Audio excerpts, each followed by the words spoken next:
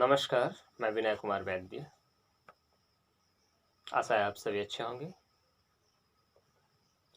हमारा आज का विषय है वैशेषिक दर्शन में गुण। हमने अब तक देखा कि पदार्थ 7 प्रकार के हैं।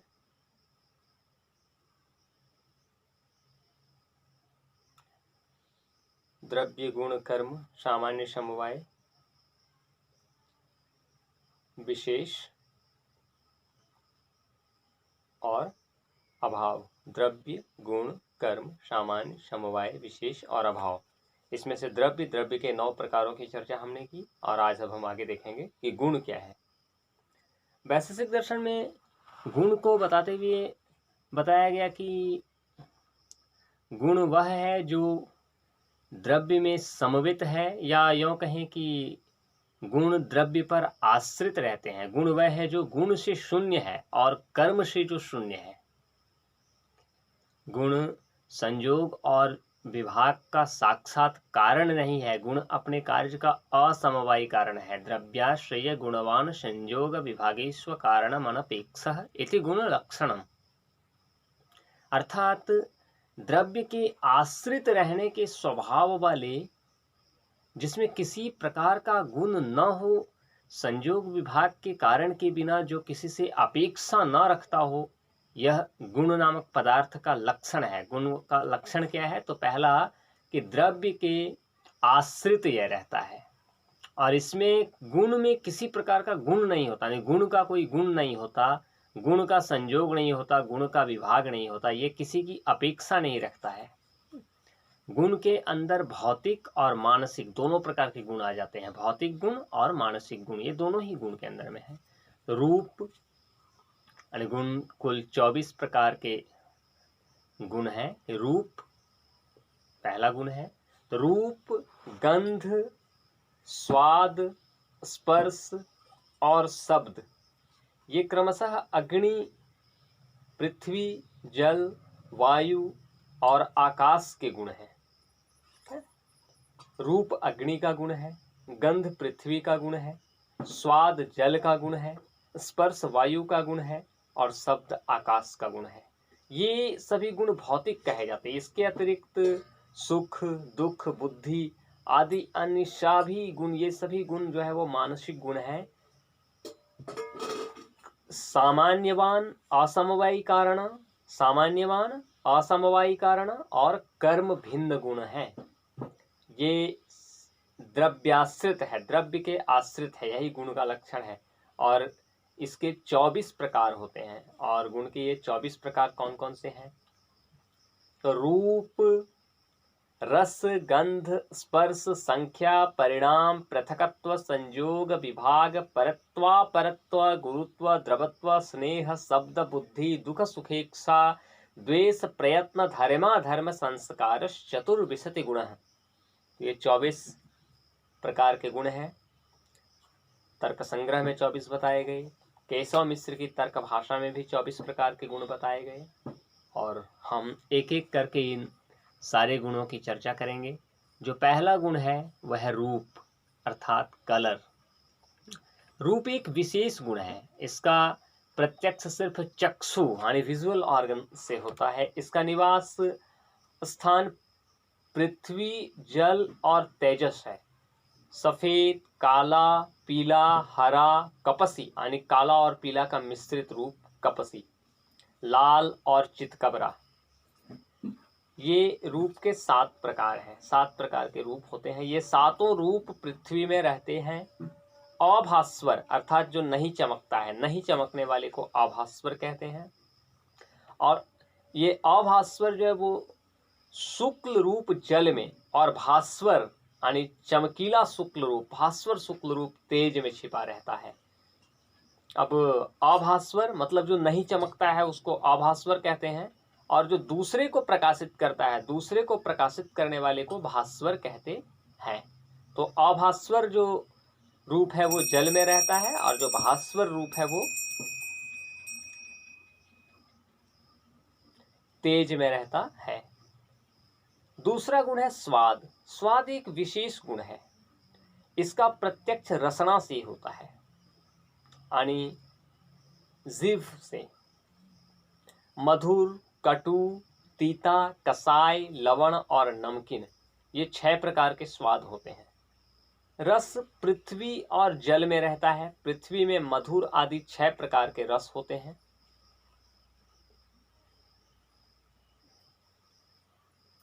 जल में केवल मधुर रस रहता है। तीसरा गुण है स्पर्श। इसका प्रत्यक्ष केवल त्वचा से होता है। शीत, उष्ण तथा अशीतोष्ण। शीत यानी कोल्ड, उष्ण यानी हॉट, और अशीतोष्ण नाइदर कोल्ड और नोर हॉट, नाइदर कोल्ड नोर हॉट। ये 3 प्रकार हैं स्पर्श के। स्पर्श पृथ्वी, जल, तेज और वायु में रहता है। इसमें से शीत स्पर्श जल में, उष्ण स्पर्श तेज में, और अनुष्णा शीत यानी न शीत और न उष्ण, यह स्पर्श पृथ्वी और वायु में रहता है। शीत स्पर्श जल में रहता है, उष्ण स्पर्श तेज में यानी अग्नि में रहता है, और अनुष्णा शीत यानी जो शीत भी नहीं है और उष्ण भी नहीं है, वह स्पर्श पृथ्वी और वायु में रहता है। चौथा गुण है गंध। गंध का प्रत्यक्ष केवल नासिका के द्वारा होता है, ऑल्फैक्टरी ऑर्गन। इसका निवास स्थान पृथ्वी है। गंध के 2 प्रकार है, सुगंध और दुर्गंध। गंध अनित्य गुण है, गंध केवल पृथ्वी में रहता है। 5वां गुण है संख्या। संख्या एक साधारण गुण है, अर्थात एकत्व आदि यानी 1, 2 इस प्रकार का जो व्यवहार होता है, उस व्यवहार का कारण, उस व्यवहार का हेतु जो गुण है, उस गुण को संख्या कहते हैं। और ये संख्या 9 द्रव्यों में रहता है।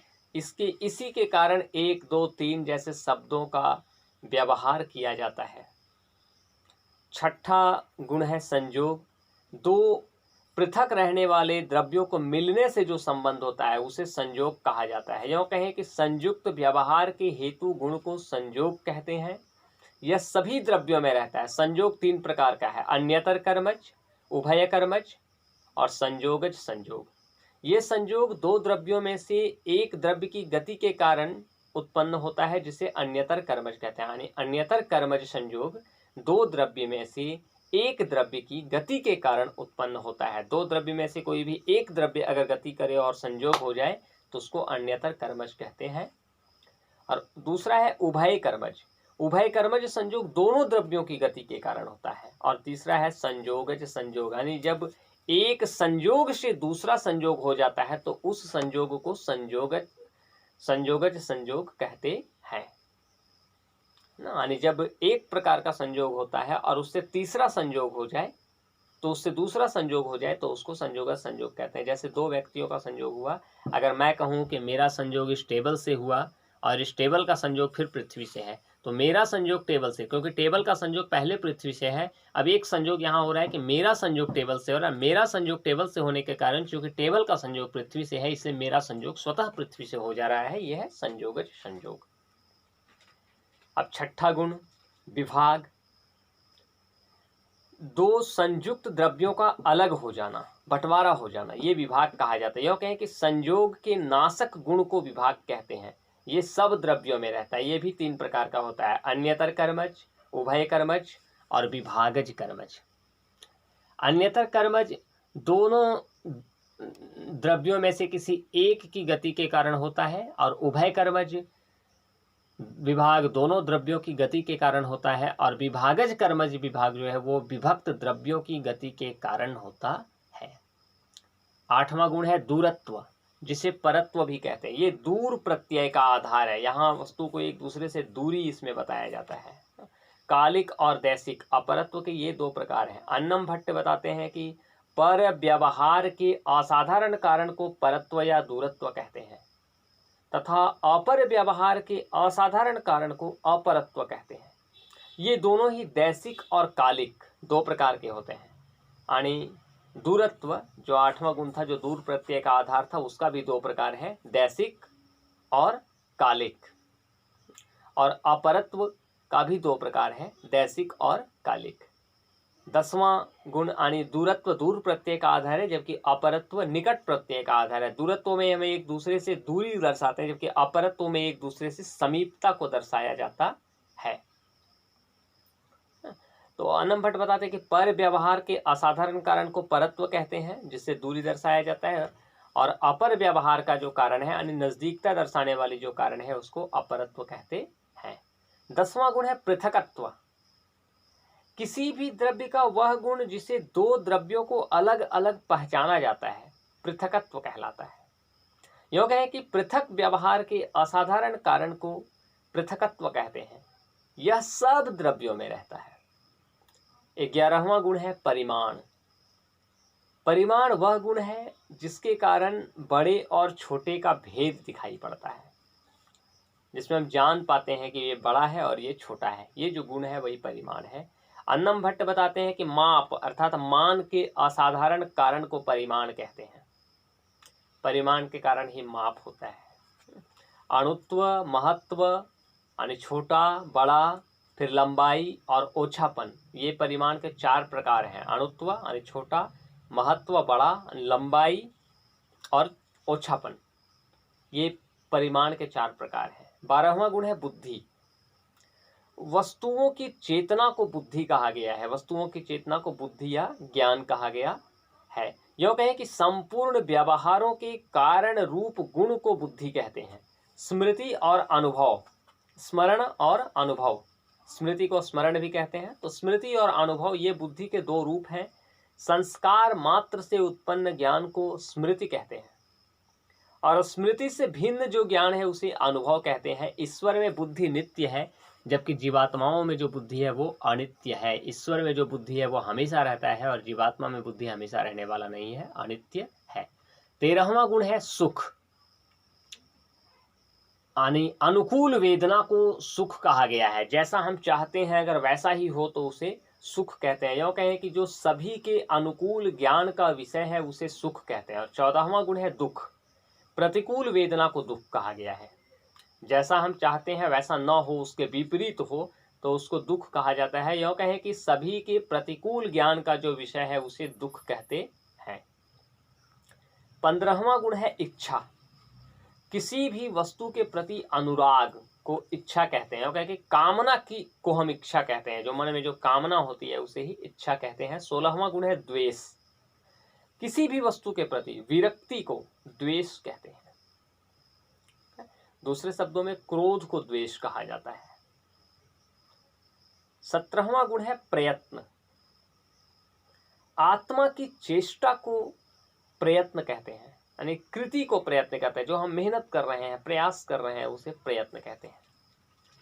17वां गुण है प्रयत्न। 18वां गुण है गुरुत्व, यानी वस्तुओं का वह गुण जिसके कारण वो वस्तु नीचे गिरती है वो गुरुत्व कहा जाता है। गुरुत्व मतलब भारित्व, यानी आद्य अर्थात पहला पतन के असमवायी कारण का जो गुण है उसे गुरुत्व कहते हैं। ये पृथ्वी और जल में रहता है, इसी के कारण वस्तुएं नीचे की ओर गिरती है।